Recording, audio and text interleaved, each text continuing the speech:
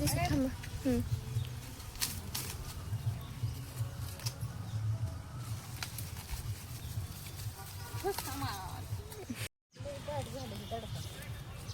तर उलट खराब आहे. आईने अजून कणसं आणलेले आहेत. हे आहे स्वीट कॉर्नचं. आणि आई ह्याच कुठं आहे, हे पॉपकॉर्नचे कणसं आहेत आमचे.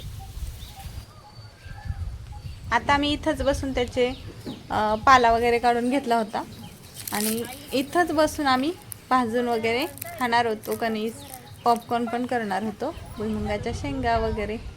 हे पहा, पुढे डिटेल व्हिडिओ पाहत राहा. इथं आईने आणल्या होत्या भेंड्या, मिरच्या तोडून, लाल मिरच्या तोडलेल्या आहेत. आता हे कणसं आम्ही सगळे पाला काढून घेतला होता. आता इथं तयारी करणार होतो, इथं चूल मांडणार होतो.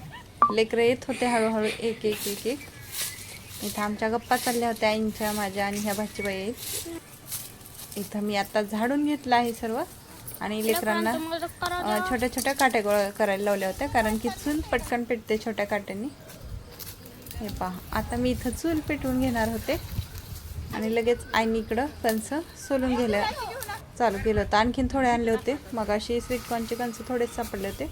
आई म्हटले अजून शोधून आणते थोडेसे, म्हणून आई घेऊन आल्या आणि त्यांनी मला इथं सोलून पण दिले. आणि त्याचा पाला सर्व ईश्वरीने इकडं म्हैस होती तिला टाकलं होतं. हे पहा, आता इथं चूल पेटवते मी आणि स्वीटकॉर्नचे कणस, पॉपकॉर्न आणि भुईमुगाच्या शेंगा एवढं सगळं आम्हाला भाजायचं होतं, बनवायचं होतं. तोपर्यंत लेकरांनी इकडं चटई वगैरे आणून अंतरून इकडं बसले होते. लेकरं वाट पाहत होते कधी होतंय हे आमचं. आता अगोदर स्वीटकॉर्नचे कणस आम्ही भाजून घेतले होते, स्वीटकॉर्नची मका भाजून घेतली होती. नंतर म्हटलं पॉपकॉर्न बनवू.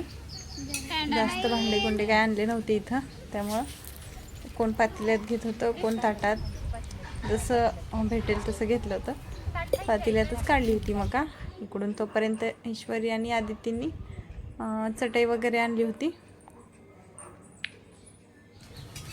तेल मीठ लावण्यासाठी मसाल्याचा डब्बा वगैरे आणला होता मकाला लावण्यासाठी. हे पहा, इथं भाजून तयार आहे. आता आई बसल्या होत्या आणि मी शूट करत होते. लेकरं व्यवस्थित शूट करत नाहीत. हे पहा, तयार आहे आमची मका, पॉपकॉर्नची मका. त्याच्यावर तेल मीठ टाकून पण भाजून झालेलं आहे. अशा पद्धतीने आमची छान अशी पार्टी झाली होती. सुट्टीला आलेली आमची ही चिल्लर पार्टी आहे सगळी. व्हिडिओ आवडल्यास नक्की लाईक करा, शेअर करा, सबस्क्राईब करायला विसरू नका. आणि इथं आमच्या भोलेबाबांचं घ्या दर्शन.